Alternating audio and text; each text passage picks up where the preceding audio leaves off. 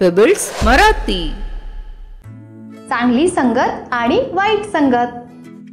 एका जंगलात एका झाडावर पोपटाचं घरटं होतं.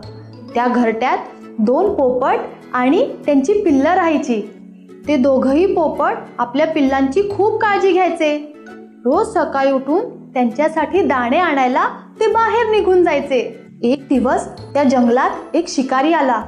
त्या दुष्ट शिकाऱ्याने त्या दोन्ही पिल्लांना पकडलं आणि पिंजऱ्यात टाकून घेऊन गेला.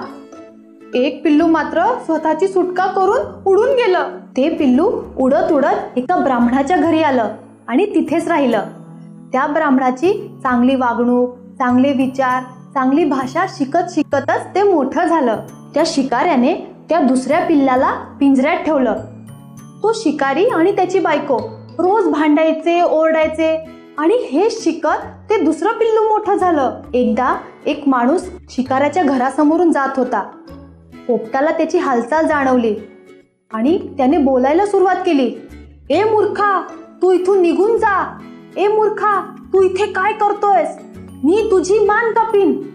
बिचारा माणूस घाबरला आणि तिथून पळत सुटला. थोडं अंतर कापल्यावर तो माणूस ब्राह्मणाच्या घरासमोर आला. तिथेही एक पोपट होता. तो पोपट म्हणाला, नमस्कार यजमान, कसे आहात तुम्ही? कृपा करून आत या.